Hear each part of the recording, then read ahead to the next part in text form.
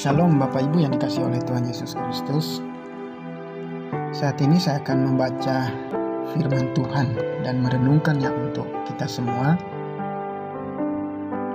Pembacaan kita saat ini terdapat dalam kitab Yohanes 10 ayat 24 sampai ayatnya yang ke-25.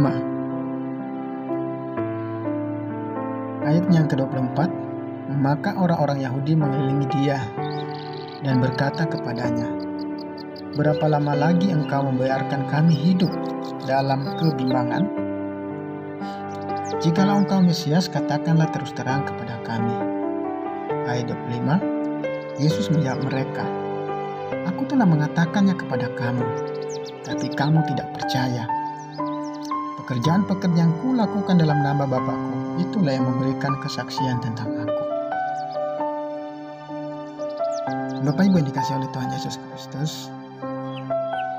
judul dari renungan kita saat ini adalah kasih besar Tuhan untuk kita. Ada banyak cara di mana Yesus telah mengungkapkan siapa Dia. Karya-karyanya yang ajaib tentu saja mengungkapkan siapa Dia. Yesus juga telah dengan jelas menyatakan bahwa Dia adalah Kristus, baik di sinagoga, di kampung halamannya di Nazaret, dan ketika berbicara kepada wanita Samaria di sumur Yakub. Yesus dalam keadaan pra-eksistensinya adalah dalam rupa Allah. Pada mulanya adalah Firman, dan Firman itu bersama-sama dengan Allah. Dan firman itu adalah Allah. Itu terdapat dalam kitab Yohanes 1 ayat 1. Yesus adalah Allah, bermanifestasi dalam daging. Kita lihat dalam 1 Timotius 3 ayat 16.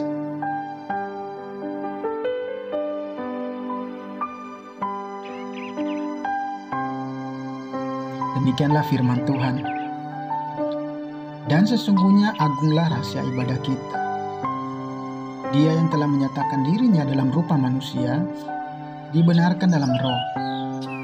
Dia menampakkan dirinya kepada malaikat-malaikat, diberitakan di antara bangsa-bangsa yang tidak mengenal Allah, yang dipercayai di dalam dunia, diangkat dalam kemuliaan. Namun, Yesus tidak menuntut atau berpegang teguh pada hak-haknya sebagai Tuhan, tetapi mengesampingkan hak-hak dan keistimewaan ilahinya untuk mengambil rupa seorang hamba dan dijadikan serupa dengan manusia. Dia selanjutnya merendahkan dirinya dengan menjadi taat kepada Bapa, bahkan sampai mati. Ini adalah pengorbanan tertinggi yang mengidentifikasi Yesus secara total dengan kemanusiaan dan memungkinkan Tuhan menebus umat manusia. Dengan mati sebagai penjahat di kayu salib, Yesus menggenapi nubuat Perjanjian Lama, yaitu dalam kitab Ulangan 21 ayat 23.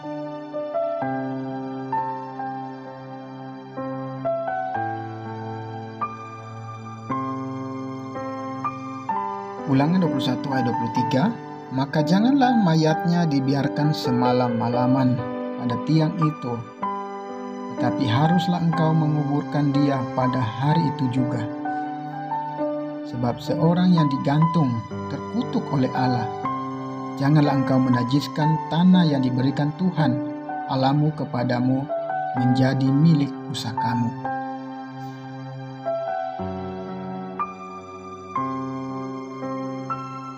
Dan menanggung kutukan kita di dalam tubuhnya sendiri.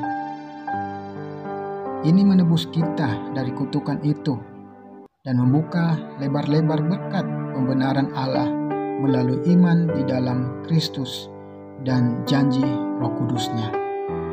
Kita baca dalam kitab Galatia 3 ayat 13 sampai 14.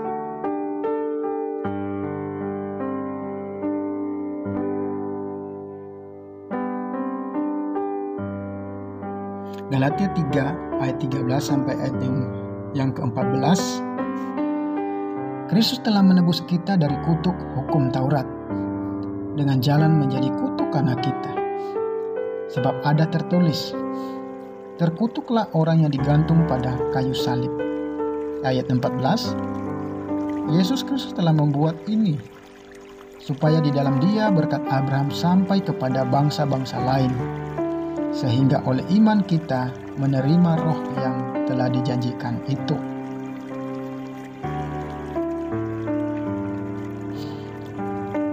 Yesus meninggalkan keadaannya yang diakui dan disembah oleh semua penghuni surga sebagai Tuhan yang Maha Esa untuk menjadi manusia yang dihina dan ditolak.